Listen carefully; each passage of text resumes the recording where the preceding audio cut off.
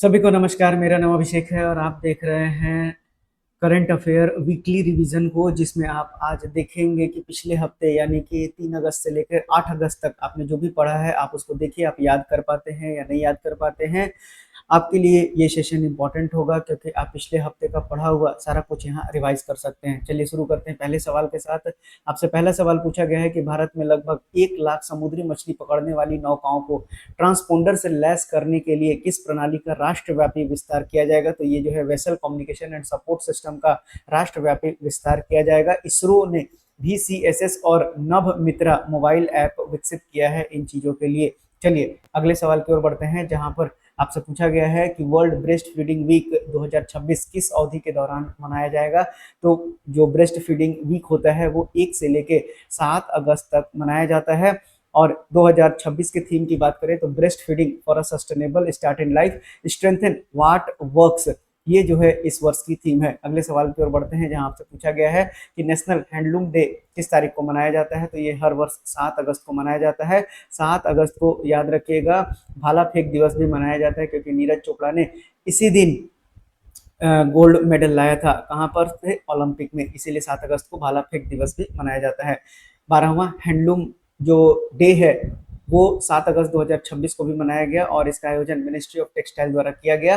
क्यों किया जाता है? क्योंकि 7 अगस्त 1905 को स्वदेशी मूवमेंट आंदोलन की शुरुआत हुई थी और इस आंदोलन ने देश में स्वदेशी उद्योगों और हथकरघा क्षेत्र को बढ़ावा दिया था। चलिए, नेशनल हैंडलूम डे की शुरुआत 2015 में की गई थी। अगले सवाल की ओर बढ़ें, जहां पर आपसे पूछा गया है कि कर्नाटक के नीलम और टोटापुरी आमों की पहली एयर शिपमेंट किस देश में भेजी गई है।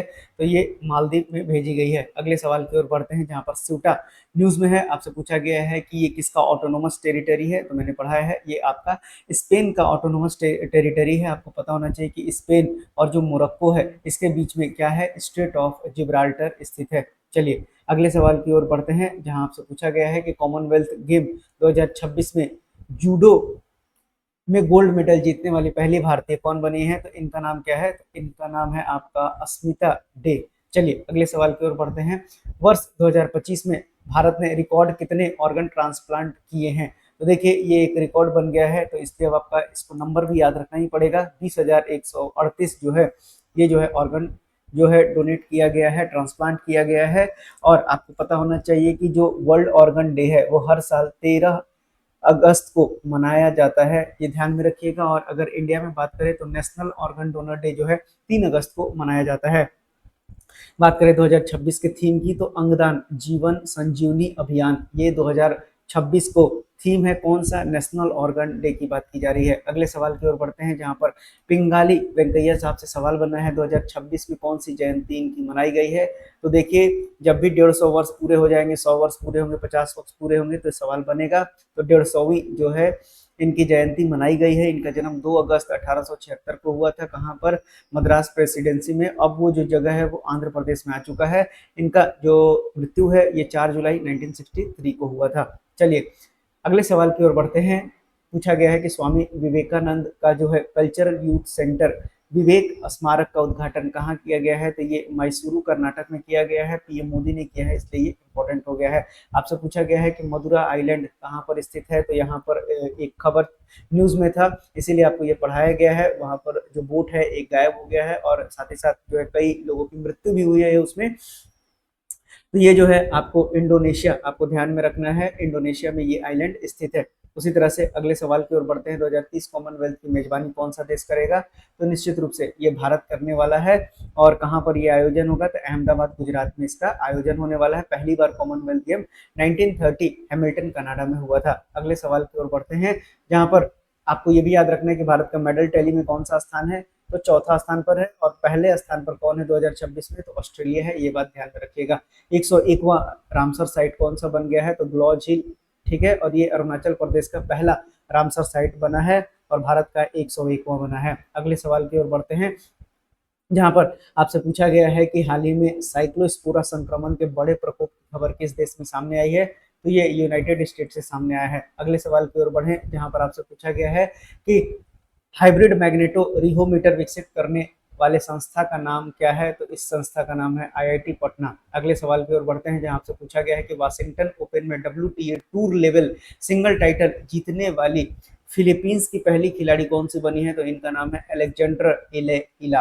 अगले सवाल की ओर बढ़ते हैं, जहां आपसे पूछा गया है कि हाल ही में किस प्रसिद्ध शिक्षाविद, समाज सेवी और पूरे राज्यपाल का 90 वर्ष की आयु में निधन हो गया है? तो इनका नाम क्या है? DY पाटिल है। ये त्रिपुरा, बिहार और वेस्ट बंगाल के राज्यपाल रह चुके हैं। अगले सवाल की ओर बढ़े, जहां पर आपसे पूछा गया है कि भारतीय रिजर्व बैंक द्वारा प्रस्तावित पायलट परियोजना के तहत किन मूल्य वर्ग के पॉलीमर करेंसी नोट्स का फील्ड ट्रायल किया जाएगा? तो ये जो है 10 रुपया और 20 रुपया का किया जाएगा। अगले सवाल की ओर बढ़ते हैं, जहां पर आपसे पूछा गया है कि हाल ही में चंद्रमा से अनियोजित रूप से टकराने वाला अंतरिक्ष मलबा किस रॉकेट का सेकेंड स्टेज था? तो ये आपसे सवाल अब बन सकता है क्योंकि ये टकरा चुका है। ये है स्पेसएक्स का फाल्कन 9।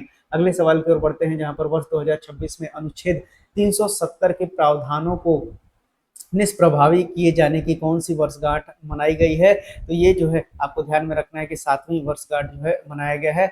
अगले सवाल की ओर बढ़ते हैं, जहां आपसे पूछा गया है कि हाल ही में 81वीं वर्षगांठ पर परमाणु बम हमले के पीड़ित को श्रद्धांजलि देने के लिए आयोजित शांति समारोह किस देश के हिरोशिमा में आयोजित किया गया था? हिरोशिमा, आपको याद रखना है कि 6 अगस्त को क्या मनाया जाता है?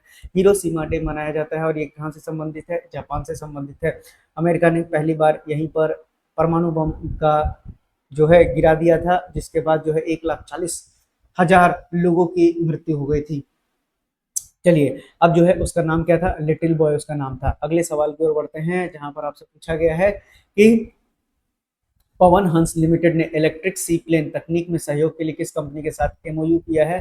तो इसका नाम है नाओमी एरोस्पेस। अगले सवाल की ओर बढ़ते हैं, जहां पर गुरदयाल सिंह ढिल्लन जी को लोकसभा अध्यक्ष ओम बिरला ने जो है ये भी पूर्व लोकसभा अध्यक्ष थे, इनकी जयंती पर संविधान सदन में श्रद्धांजलि अर्पित किया गया है। आप इनका जन्म तिथि याद रख सकते हैं, 6 अगस्त 1915, जन्म स्थान अमृतसर पंजाब, और लोकसभा अध्यक्ष 8 अगस्त 1969 को ये बने थे, और फिर पुनः 71 में भी बने और 75 तक इनका कार्यकाल रहा। अगले सवाल की ओर बढ़ते हैं, जहां आपसे पूछा गया है कि बायोफेक इंडिया 2026 में 13 देशों के 35 से अधिक अंतर्राष्ट्रीय खरीदारों की भागीदारी को किस संस्था ने फैसिलिटेट किया है? तो ये अपेडा के द्वारा किया जाता है, याद रखिएगा। अगले सवाल की ओर बढ़ते हैं, जहां पर आपसे पूछा गया है कि केंद्र सरकार ने 23,731 करोड़ के जो पूल परिव्यय है, इसके साथ किस योजना को मंजूरी दी है, जिसका उद्देश्य कंप्रेस्ड बायोगैस के उत्पादन को बढ़ावा देना है? तो ध्यान में रखिएगा, ये आपको Govardhan circular bio energy scheme है। चलिए, तो ये आपको ध्यान में रखना है। अगले सवाल की ओर बढ़ते हैं, जहां पर आपसे पूछा गया है कि 8 अगस्त 2026 को प्रधानमंत्री नरेंद्र मोदी के संस्थान के 57वें दीक्षांत समारोह में मुख्य अतिथि के रूप में शामिल होंगे। तो ये जो शामिल हो चुके, और ये क्या है आपका IIT दिल्ली। आपका इस सवाल का बिल्कुल सही उत्तर हो जाएगा, लेकिन आपको ध्यान रखना है कि यहाँ पर ये परम प्रज्ञा नाम का एक AI powered high performance super computing facility का उद्घाटन करेंगे, जो ज़्यादा इंपॉर्टेंट है। Building sponge city together BRICS 2026 प्रतियोगिता में जो प्रोजेक्ट है, इसके साथ किन 2 छात्राओं ने किस राज्य के प्रतिनिधि किया है? तो ये छत्तीसगढ़ राज्य की 2 बेटियां हैं, क्लास 7 की वर्तिका पाटिल और उमेश्वरी साहू क्लास 8 की। आप इस मॉडल का नाम याद कर लीजिएगा। अगले सवाल की ओर बढ़ते हैं, जहां पर आपसे पूछा गया है कि नया मैक्सिको की अदालत ने किशोरों के मानसिक स्वास्थ्य कोष में $567 मिलियन देने का आदेश किस कंपनी को दिया है? तो ये मेटा को दिया गया है। अगले सवाल की ओर बढ़ते हैं, जहां पर बोस इंस्टीट्यूट कोलकाता के वैज्ञानिकों द्वारा विकसित किए गए नए प्रोटोकॉल का नाम क्या है? तो इसका नाम है जनरल कंकरेंस परकोलेशन। चलिए, तो ये था आपका करंट अफेयर रिवीजन सेशन, जिसमें आपने लगभग 30 के आसपास सवाल देखा, जो आपके आने वाले सभी प्रतियोगी परीक्षाओं के लिए इंपॉर्टेंट है। सेशन पसंद आया हो तो लाइक, सब्सक्राइब, शेयर कीजिएगा। कोई डाउट हो तो कमेंट बॉक्स में रखिएगा। मिलते हैं अगली क्लास में, तब तक के लिए धन्यवाद।